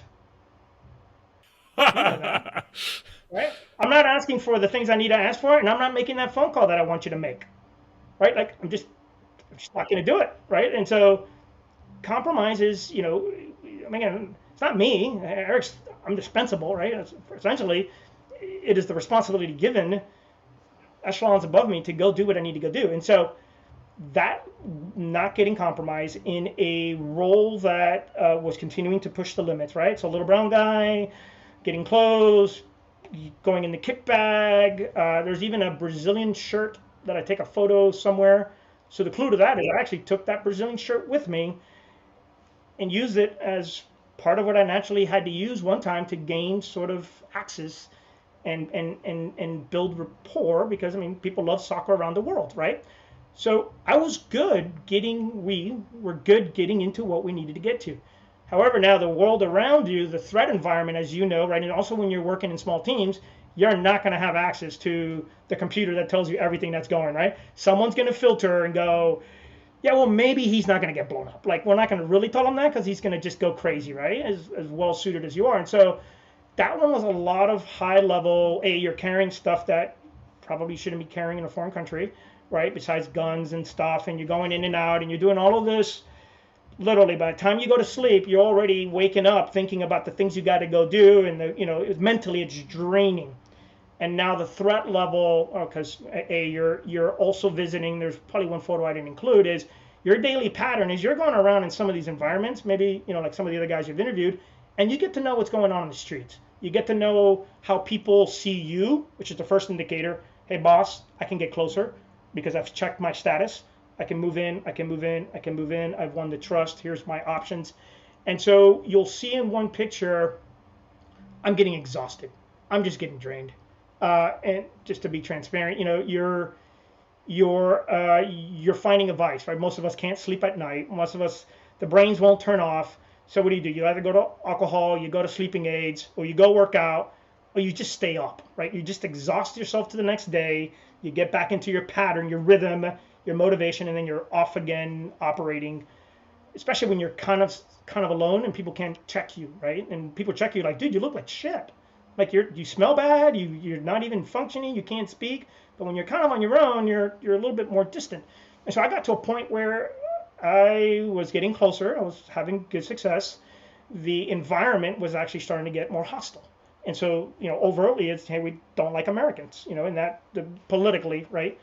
That scenario just doesn't bode well when you're, it's not that, you're looking for me, there's a bunch of other dudes running around doing stuff, but your ass is now more on the line. And so I was living by myself, keeping my own stuff. I would do my, every once in a while, meet up with somebody somewhere. But I got to a point where you start hearing things at night. You start, the city lights, this was the key point for you, went completely off. Just off, the whole city. Right, and probably one of the more dangerous cities in the Middle East at that time. I'm by myself. Now, I know that there's two other elements of my peers. Matter of fact, I had bumped into them in the jock somewhere. And like, yeah, we got you covered. And the guy who's essentially my boss, handler, it's like, yeah, we got you on comms, right? This is what you do. If something happens, you come up on comms. Well, what happens when the city loses power? There is no comms. And in our world, when there's no comms, okay, that's not good, right? And so that hit a really bad point for me, where I was literally really scared of what was going to transpire in that place. I had to essentially, in order to keep on moving, I felt, and I think I was also probably in a really bad spot. You'll then see the picture, literally the picture is on a Monday. On a Wednesday, you see my head shaved, right? Some of it was strategically to get closer. Some of it was also, well, I need to look a little bit different because I'm scared. I don't know what's going on, and so that was my okay. I'm gonna ingrain deeper into the role, into this life, as a means of protection, because I can't fail. Right? I'm not gonna fail. So that was it. That was. Go ahead. Sorry, it's interesting. You talk about being drained, like emotionally, mentally, and there's something about those operations where you have to be so keyed up mentally. Like just the op itself can drain you. Like keeping track of license plates, people, movement, like next move, where you're going, what you look like, the demeanor. It burns you in a different way. Like there's a physical aspect, but there's a mental acuity you have to have for hours on these ops that you got to factor in beyond just on top of not sleeping, right? And devices. Yeah, you're also, I mean, you're paying attention to the car. Is there, did somebody did someone put a bomb in my car? Did someone put a microphone in my car? Is now when I come back to my room, did I set the traps to know who came in. That rapport that I thought I built with this person, is it genuine, or are they also being worked by someone else? Is then, you speak a little bit of the language, but you don't get all the nuances. And then you're always that mental preparedness and planning of the what ifs, right? Those what ifs will drive you nuts, right? And then it's the attention to the details also drive you nuts. And then this is now 2010. I said 2009 before, but I was going over the paperwork. Remember, I got blown up in 2006.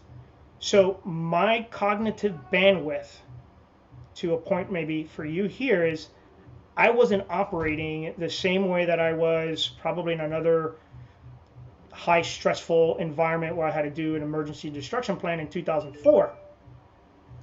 I'm still operating now with less cognitive bandwidth later on, thinking, hey, Skippy, you're still running at 100 miles per hour. And no, you're not, dude.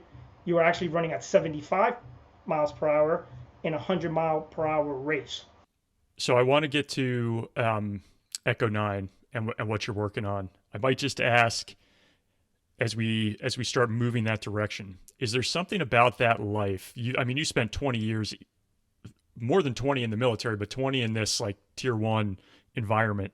Is there something that you think people should but don't understand about it, that maybe a misconception that you try to write for people as they listen to this? I think it's just my approach is the vulnerability of strength, right? And that comes from a background of always understanding not necessarily my capabilities, but my limitations, right? We all know what we're good at. That's why we do what we do. That's why tier 1 is tier 1. You know what you do. You know what you do well. What people fail to do, and I would always get beat by my mentors, was, okay, good, Skippy. Now, what can't you do? What are your limitations? Because that's what's going to bite you in the ass. And so I think to your question, the reality is, hey, we're human beings. You probably have noticed from a lot of your shows, we all come from very diverse, broken backgrounds, which is what we then use in this world, the survival, and when I say survival, it's not only just GWAD and going out and operating OIF and around the world. It is politically in these organizations, right? The culture of wanting to be better and better and better and learn more and be faster and jump more and do more danger, that just consumes you as well. And so I was fortunate. I had good mentors that checked me.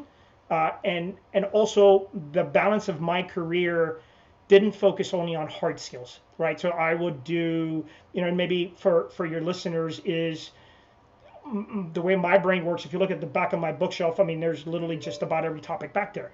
But because I enjoyed different things, and what I've listened to some of your guys, some of my peers, I guess, is they get burnt out because you're doing the same thing over and over and over, right? One of the things that we did do in our organization is, hey, you're going to take a break. You're actually going to go lead. You're actually going to go to the schoolhouse. You're going to pass on to the next generation. Well, what that's also doing is actually resetting you. And what you don't also know, which we don't do a lot, is you're going to go back and try to take care of that family. And you may know this. I think our divorce rate, and this is just my 20 years, it's probably at 95%, right? And again, it's just, it's hard, right? And so demystifying what operators or intel guys or the tier 1 dudes, it's not all the time about just shooting. There's a mental aspect of it. There's the being in an organization of such A-type personalities is also draining, right? You don't want to fail. And so I tried through the platform in a humble way, in a vulnerable way, in a very professional and sort of thought-provoking, right, is to go, hey, here's some reality. Like, don't ask me about where I came from. That's not important. If you don't, then just click away. But if you are a service member, you're an inspiring person to do this line of work. If you're a spouse or you're a son of someone who does this, or whatever, just listen and take a perspective from Erick, from any of the other people who are coming out and showing you their vulnerabilities of this life, right? It's just, and if it helps, people, I didn't do it for awards. That's the first thing I was told in the unit. Don't worry about awards. Don't worry about coins. Don't worry about anything, right? Like the coins that are back there, I had to scrub them and throw them all in a jar, before we started this, and anything else, right? It doesn't really mean anything till I had to retire and then put it on my DD-214. But I want people to kind of understand that we don't do that for these reasons. And then when guys do come out, or girls, there's a lot of brave operators out there too, females, you're looking at vulnerable people. That is our strength, and we've done it for so long because we care. We care about our brothers to the left and to the right. I will tell you that. Foremost, we care about our families, and we care about this country. But we're humans. At the end, we're literally human beings. And then, so you mentioned the platform, which I think you're referring to Echo9, right? So you got Echo9.axiom, Echo9.hopes. And I will say, just for people, when you and I connected, Erick, you were very clear. Like, I am here to help veterans and prevent their deaths, basically. Like, it's a very clear message. Like, where do you want to take this? What's the goal here as you have come out of the shadows and now you can finally start, as you were saying, like trying to get back here? What is the purpose behind it for you? So you can enjoy this. So it's not trying to compromise any other organizations in my own effort, right? So this is, again, that singleton mentality, right? Like, I know what to do, and the best way to not cause or have compromises by being part of other organizations is to stand up. I had to talk to my family. I'm like, hey, I didn't allow you to be on social media for 20 years, but now, Dad's going to come out and, now I'm going to be all over it. Oh yeah, they're just freaking out, right? And so I have done some work with some other nonprofits in SOF related, right? I was a board member for 2 years. And however, I felt that to Erick, suicide, TBI, PTS was important. And I'm not beholden to board members, right? So, can I fail? Yeah. But who's going to fail? Only me. So I can continue to walk and do this. If it's what I bring to the table isn't millions of dollars. I don't need people's money, right? That's not what I'm trying to do. It is, I am going to candidly just tell you my stories. And now again, there's a little psyop intel side of this. So Axiom started really from going, how do I get to people? Because there's Tom Satterley, there's a couple of other people that are in this space, right? So I got to do a little bit of marketing. And then I don't come with street creds, right? Because I didn't tell you where I come from. I'm not going to tell you where I came from. I'm just going to tell you who I am and maybe a couple of photos, but I'm going to change that photo from cool guy to, hey man, this is what sucked about doing this, right? I figured the gun world, right? Well, ironically, there wasn't a gun in this house for 20 years. Well, there was one gun and one bullet till last year, and now there's over 70 guns down there. But I figured that my love, my passion for weapons, never needed them at home. And I said, you know what? There's a lot of veterans. There's a lot of people in the gun community that enjoy weapons. And so that's an ecosystem. So I'm going to tap into this ecosystem because creatively, I'm going to take a cool guy photo with a gun and I'm going to do a layout, right? And so it's the hashtags. I figured out that hashtags equals people, which equals audience, which equals then my message. So Axiom right now, to get to it quickly, is a rotisserie of let me bring you in, let me show you something you like, build a trust in, brands and my building of guns and, some shooting. And then I'm going to give you a photo of me doing something. And then I'm going to, and with a message, right? My morning lattes is really where there's probably like 200-300 books up there. I grab a book literally as I come in and stumble across something like, wow, I just had that dream. Oh, let me talk about this. And then it ends up being in an art form, which is actually still part of my therapy. And I'll get to that in a minute. I do the morning lattes where I get to send a message from the heart, from the reality, from my experience, from my vulnerabilities. You don't like it, you click on. But I then realized, said, hey, let me create hopes. Also working with, not working with, we're just texting back and forth with Jen Satterley. We kind of hit it on that perspective of hope, right? That was something ingrained in me as a child, which is the one thing, and in SEER school, you're never going to take away from me, is hope, right? And so at some point had that message of hope, and I'm like, wow, this is beautiful. I've always loved hope, and I told that to my wife. I said, I'm not going to tell you where I'm going. I'm going to tell you to say X to your family, but the one thing that I will do is I will walk back. So you have hope that I will walk back home or find my way home. So I ended up making Echo9.hopes. That way, if you're not in the gun community, but you just wanted to see, about PTSD, TBI, so I'm going to hit you two ways, right? And so this one, you actually see my name in it on Hopes. The other one still kind of lures to the training gun industry, right? And I've had people reach out to me, and I've actually created some interesting, some good relationships, people that were non-military.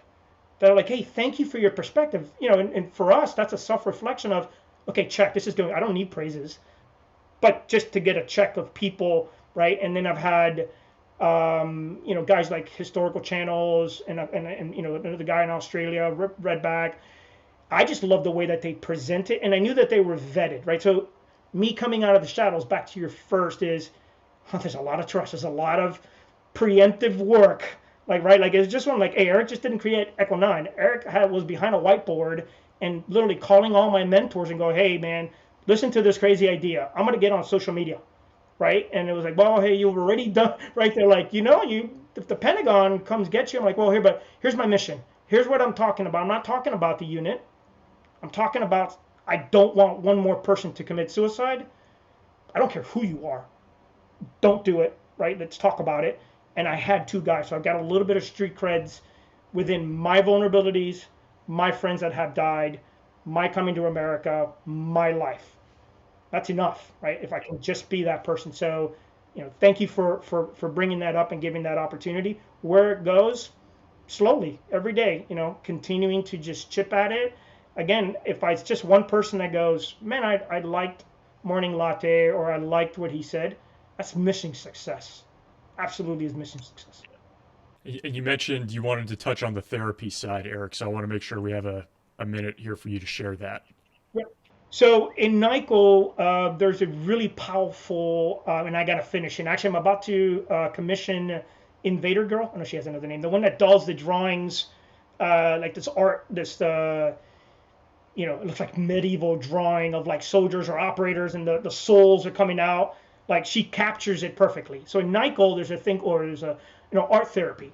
And it's funny when I went to NICO with a SEAL, a guy that came from, a guy from DevDriv, a guy that came from CAG, and then some poor Army guy that just ended up with three screwed up dudes, and he's like, I don't need to be here. Anyway, touchy-feely, right? Can you imagine, three operators in the same room, therapy for a month, and then they start talking about art therapy. Well, I'm like, yeah, I like art therapy. There's nothing wrong with that. Shit, I'll wear a dress. Whatever I need to do to save this country, to protect this country, right? But what I couldn't do is, because there's so much that was dug inside Pandora's box, I could never draw the masks, right? And so I have now, through Echo9, has actually been my therapy. So I've also been a big advocate of Get Headstrong. I've actually been doing them for a year and a half, because I broke the stereotype, not the stereotype, the stigma from the unit, going, okay, man, when you spit me out, my wife, my son, and my two Boston Terriers have to deal with me. I am finally going to do something selfishly, and I'm going to go to therapy, because 20 years of just being in one place is probably not good for you. So in NICO and in art therapy, it is using art, essentially. So Echo9 and my morning lattes and some of the photos that I do is actually my art therapy, right? So there's an Easter egg hidden somewhere, right? There's a little bit of tradecraft sprinkled in there. There's a word, right? And I love to see people catch it, right? And so there are people that just look for these things, and so it is my therapy, and it is my way to write what's in here. And hopefully in the future, I don't know, maybe I'll write a book, maybe I'll continue to write stuff on 3x5 cards till I run out of 3x5 cards. But it is the creative process for me through this platform, rather than what everybody's always, all your other people is, you need to talk about it, you need to work through it, and this is me working through it and evaluating all the risk that comes with it. Yeah, you mentioned the creative theatrical side as you grew up, so it seems like it's kind of full circle, and you're bringing it out again here. So, Eric, I got two questions for you that I like to ask everybody. And then if there's anything else we want to touch on, I want to make sure we have a moment for you to share that. But question number one, was there anything that you took with you into combat consistently that had sentimental value, was a gift from somebody, good luck charm, something to that effect? Only the words from my mom.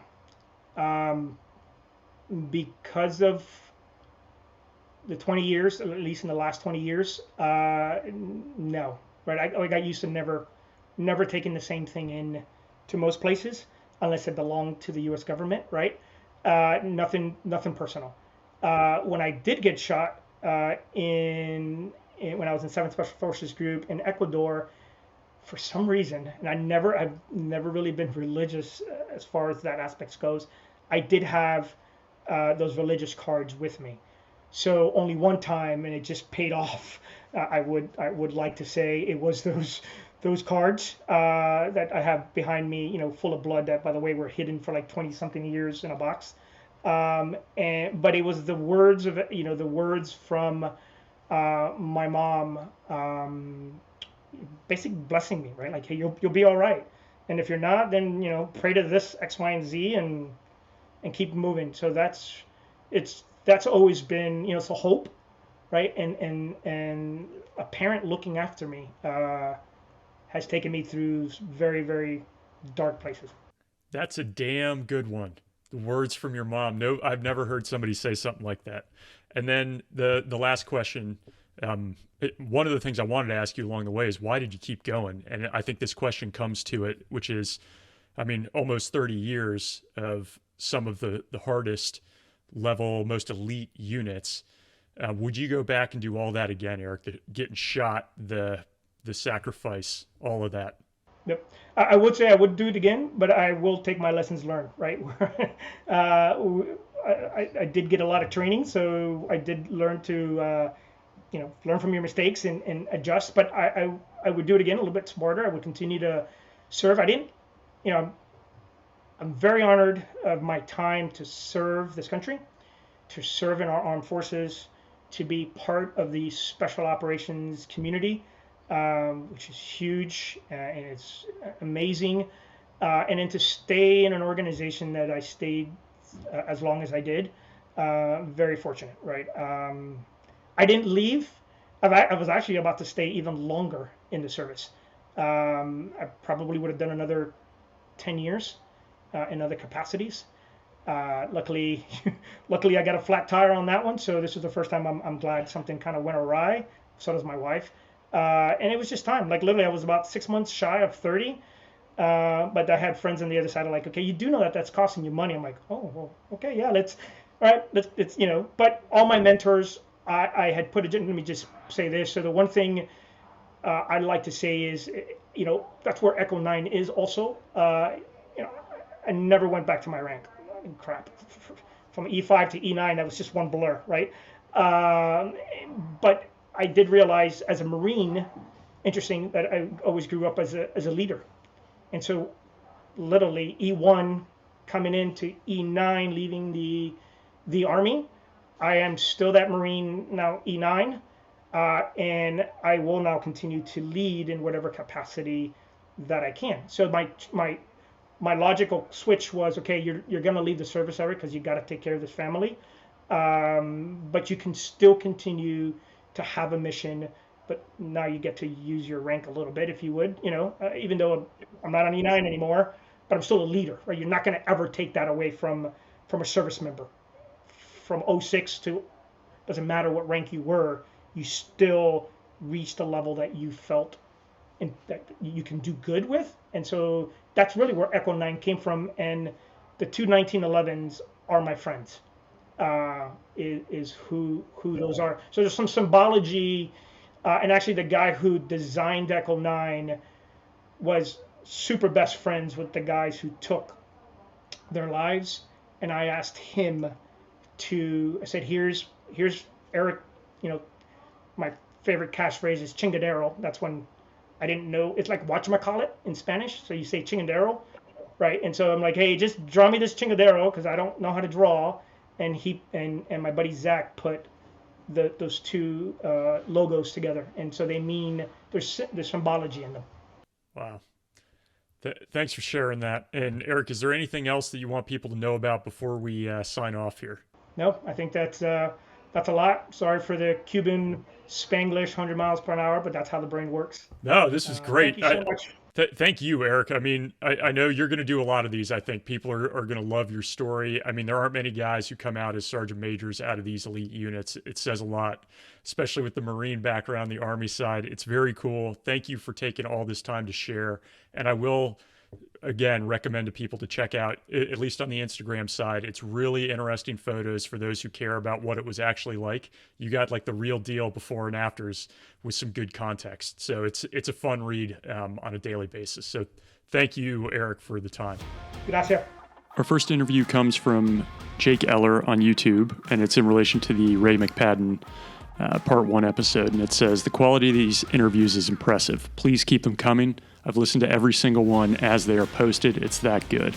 Thanks a lot, Jake. Means a lot to hear that from a listener who's been here from the beginning. So really thankful for you taking the time to leave that. Our second comment comes from Eric Mitchell, also on YouTube, and also for the Ray McPadden Part 1 interview. And it says, "This is an awesome look into the platoon side. Can't wait to watch episode 2. So impressed every time how you quietly command interviews. 4 stars, man." Thanks a lot, Eric. That's great to hear. I do try to keep myself in the background. I know nobody's listening to this to hear Ryan's story, so it's great to know you think of it that way too, and that the people are getting a chance to really speak and tell their story, which is what this is all about. Thanks for listening, and part 2 is a good one, so I hope you enjoyed it.